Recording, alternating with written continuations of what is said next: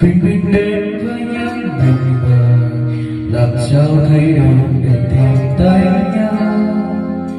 Từ biết sẽ mau xa rồi, chỉ mình anh với bao nhiêu nghĩ suy.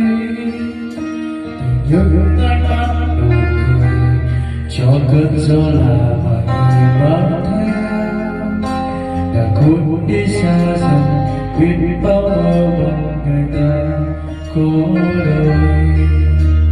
Đến khi đến nhẹ nhàng với một cô gái chưa bao giờ yêu, là lần đầu tiên em biết tim mình đã rung động.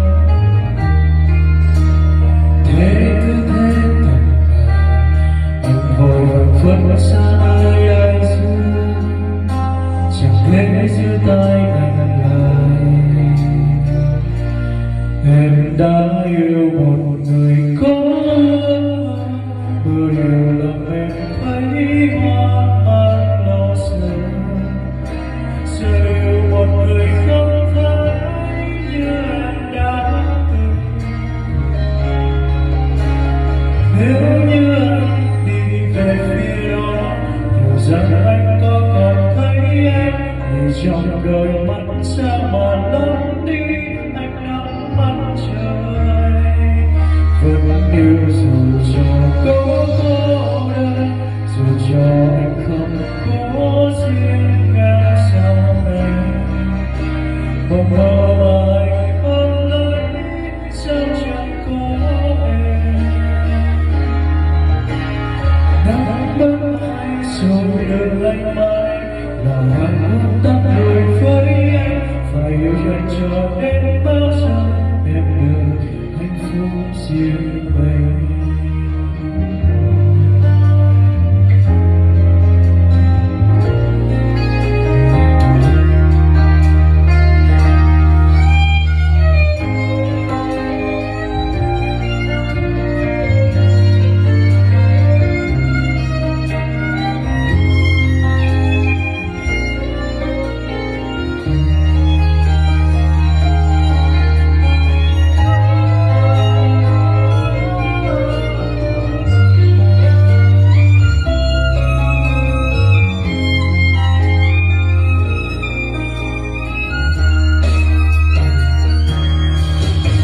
Chẳng muốn sao đây cứ mãi vòng chốt vui tình em vài cơn bão tố.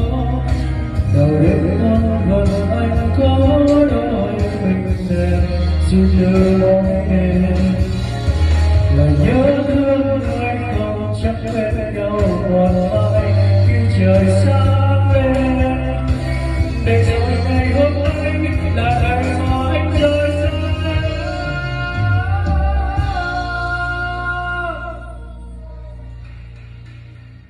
Lỡ yêu một người có ước mơ, một điều làm em thấy mang mang lo sợ.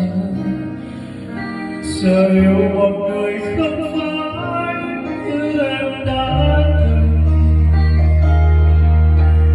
Nếu như anh đi về phía đó, hiểu rằng anh có còn thấy em, vì lời trong đôi mắt sao mà lấp đi anh nước mắt trời.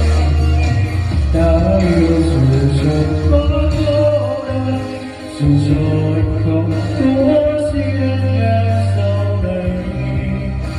Mong mơ anh ôm lấy sao chẳng có em. Nắng mất mãi rồi đường anh mãi, lòng hoa hoa tắt rồi với em. Gạt cơn mưa xuống cho đêm thôi lạnh, em nói mà có phải yêu anh cho đến bao giờ em được hạnh phúc.